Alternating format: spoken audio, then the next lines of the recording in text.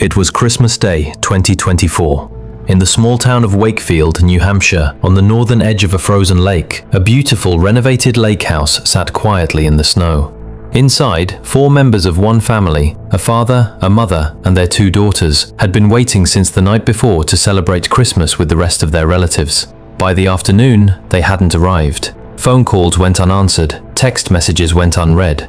At 4:20 in the afternoon, the police were called.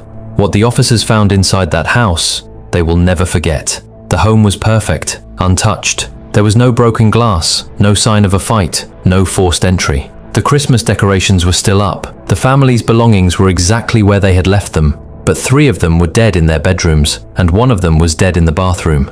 4 people, 1 family, all gone, without a wound, without a struggle, without a single mark on their bodies. The police didn't understand what they were looking at. The first thought of every officer at the scene was the same. Was this a murder? It wasn't.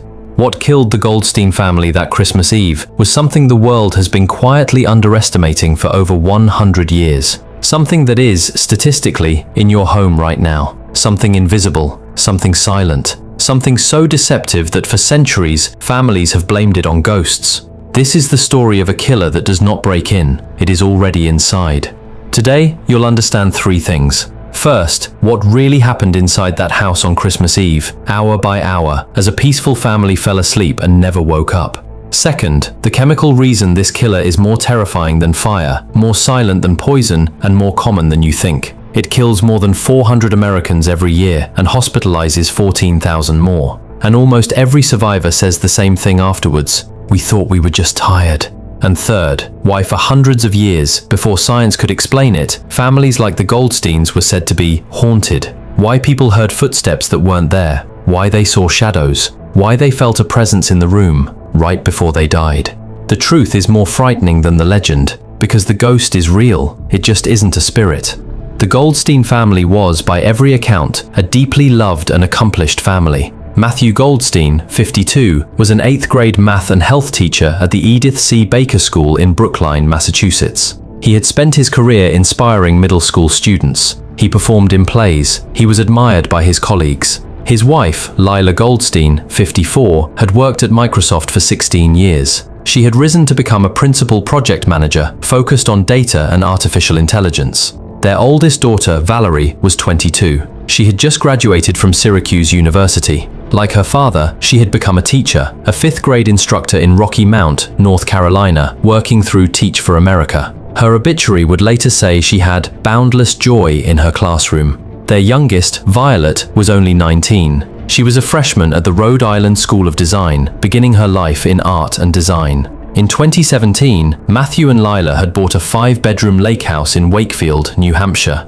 It sat on the northern tip of Balch Lake. It had a pool, a dock. The home had been recently renovated, including, according to the listing, a new and efficient heating system. It was where the family came to celebrate the holidays. That December, the temperature in Wakefield dropped to 13 degrees Fahrenheit, around -11 Celsius. A bitter, freezing Christmas Eve. The kind of night where you turn the heating up, close every door, and hope the morning comes warmly. That night, around bedtime, the 4 members of the Goldstein family went upstairs, 3 to their bedrooms. But one of them, at some point in the dark hours that followed, got out of bed. They felt unwell, dizzy, nauseous, the kind of sick feeling that pushes you to the bathroom to throw up. We don't know who it was, we don't know what they were thinking, but we know they didn't make it back. They were found, hours later, collapsed on the bathroom floor. It is one of the most common signs of carbon monoxide poisoning. The body knows something is wrong. It tells the brain to vomit, to flee, to escape.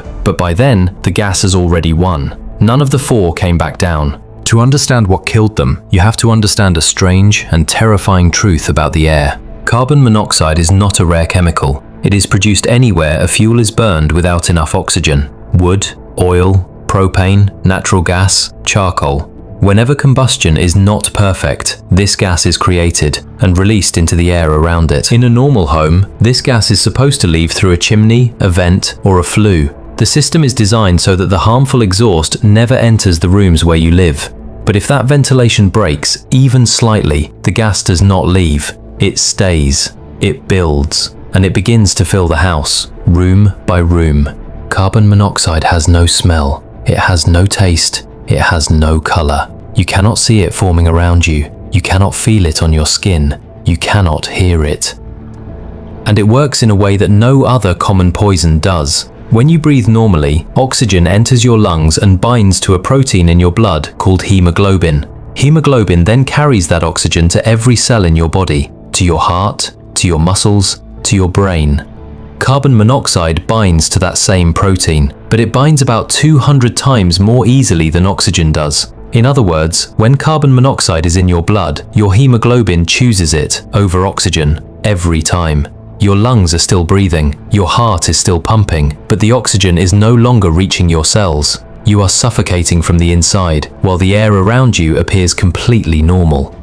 The first signs are gentle, a slight headache, a little dizziness, some nausea. People described feeling off, tired, foggy. Many simply assume they need to lie down, so they lie down, and once they are asleep, the gas does the rest. In the Goldstein's lake house, a malfunction had taken place inside the propane heating system. Investigators would later discover that the ventilation system had been damaged. Instead of safely sending exhaust gases outside, the heater was leaking carbon monoxide into the home. Slowly, steadily, hour by hour. The family had no way to know. The home had been recently renovated and the heating system was described as new and efficient. There were no carbon monoxide alarms installed in the house. None of them. So as the propane heater ran through the freezing Christmas Eve night, doing its job, keeping the family warm, it was also quietly poisoning the air around them. The science of what they would have felt in those final hours is well understood today. First, a faint warmth, then a heaviness in the head, a creeping nausea. Maybe one of them felt sick and walked to the bathroom, which is exactly where the fourth body was later found. But before any of them realized what was happening, the sleep took them. And there is one more haunting detail that forensic doctors know about carbon monoxide. When the gas binds to hemoglobin in the blood, it changes the color. The blood becomes a strange, bright cherry red. In many cases, this color shows on the victim's skin as well, leaving the body with a rosy, flushed, almost peaceful glow. It is one of the cruelest deceptions of this killer. People who die from carbon monoxide poisoning often do not look like they have been poisoned. They look like they are sleeping. Sometimes they look healthier than they did the day before. Investigators have repeatedly described it as one of the most disturbing parts of the discovery, a body that should look gone, looking instead at peace. By the time the sun rose on Christmas morning, the family of 4 was already gone.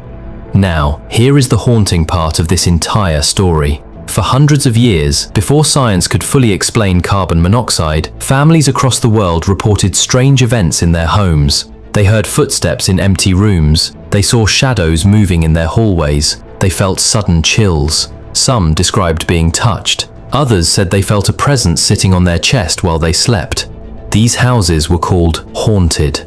In 1921, an American eye doctor named William Wilmer published a now famous medical case in a respected journal. He described a family who had reported seeing ghosts, hearing voices, and watching their children become ill. When their house was finally inspected, the answer was a leaking furnace. The ghosts were carbon monoxide. The hallucinations, the paranoia, the strange sensations, they were all symptoms of the brain being slowly starved of oxygen.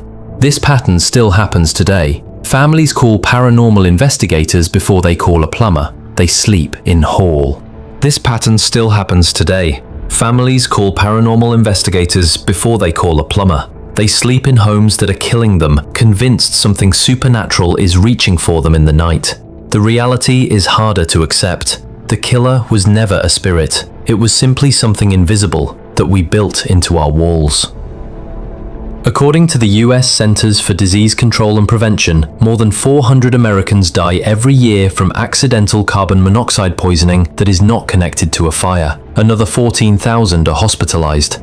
After the Goldstein tragedy, the New Hampshire State Fire Marshal, Sean Toomey, issued a public statement. There were no carbon monoxide alarms in the home, he said. He urged every household to install and maintain them. He launched a project to distribute more than 2,000 carbon monoxide alarms across schools and homes in New Hampshire. His goal, in his own words, was to bring unnecessary carbon monoxide deaths down to zero. But the truth is, most homes are still unprotected. Most heaters are not regularly inspected. Most chimneys are not routinely cleaned. And every winter, somewhere, another family will go to sleep in a house they trust, and the same thing will happen again. The Goldstein family teaches us something quiet and uncomfortable. Sometimes the killer doesn't break in. Sometimes the killer doesn't come from outside. Sometimes the killer is built into the walls of the house you grew up in, the hotel you sleep in, the cabin you rented for the holidays. It doesn't roar, it doesn't shake the floor, it doesn't ring an alarm. It simply waits for one cold night, one broken vent, one missing detector. A father, a mother, 2 daughters, a Christmas Eve like every other. The house was untouched, but the air inside it was not. If you don't have a carbon monoxide alarm in your home tonight, this is the part where I tell you to install one. Not because of fear, because of what happened to the Goldsteins. And if you want to see the next story, the next silent killer hiding in plain sight, subscribe. Because the truth is closer to your bed than you think.